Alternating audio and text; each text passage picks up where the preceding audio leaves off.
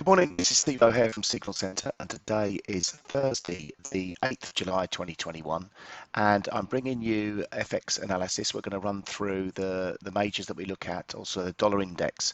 We're going to run through the higher timeframes and then move down to lower timeframes to give you some technical analysis, reasoning behind the markets that we can see this week. So initially I'll talk about the bearish channel we were in with the dollar. We've broken up out of that bearish channel to the upside. Looks like we've got a temporary bottom in place on this dollar index. This is a basket of currencies against the dollar, mainly the euro dollar. So we are approaching the resistance, comes in at 93.43, which is a previous swing high, above that 94.74. Breaking that down on the euro dollar chart, we had the impulsive move higher. We believe we're in an ABC correction, which should take us lower than the weekly level here. We got the low coming in at 117. We're heading there now. We're only a cent away from that. We're trading at 118 at the moment. Let's look at the shorter term charts, and it's nicely below the Ichimoku cloud. We've broken lower. This was a potential double bottom, which has failed, and we've broken lower than that. So really, resistance now coming in at this double bottom potential level at 118.07. Above that, 118.94 acts as resistance. The volume's dropping off as we are moving lower, so a little bit of divergence there, but nothing really to write home about. We can see we've got levels breaking on the daily chart. This would be the double bottom type of formation, and we have had 3 negative days. A little bit of a tick up this morning, maybe an opportunity to get short now and look to take out these 117 lows. Below that, 116.12 comes in as support. On the cable, sterling against US dollar, again the weekly chart, look at first.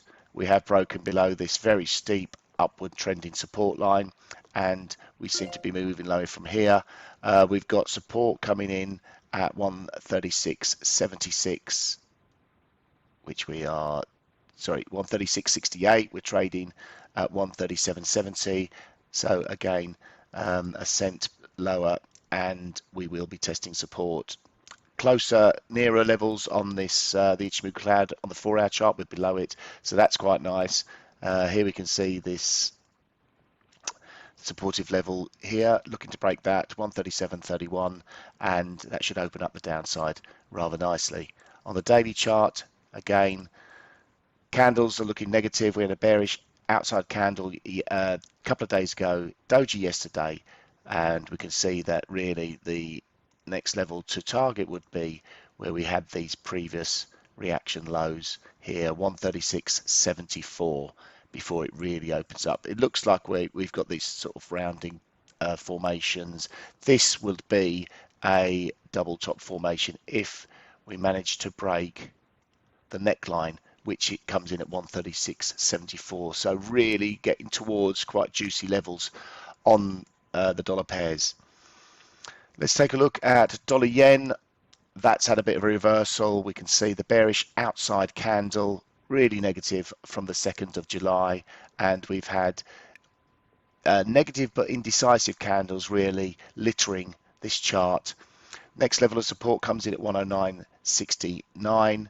After that, we've got 109.20, but really the major support level for me is 107.47, and again that will look a little bit like a double top formation if we manage to get below that neckline. I know this level is higher than this level, but sometimes you get the same sort of reaction as a double top formation, which are serious formations. Finally, let's look at Aussie dollar, breaking down rather nicely again. So the dollar is obviously strengthening against all these currencies, and the head and shoulders formation that we highlighted a while back didn't really play out, but we have managed to get below the low point of that neckline, which is 75.32, and it's looking negative below there. Really needs the recapture ground above 76.18 to recover, but negative all round.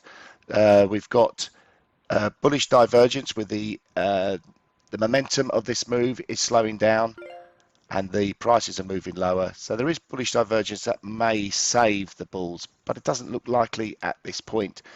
So I hope that analysis has helped you, and we look forward to joining you next week, and Joe should be back. Thanks.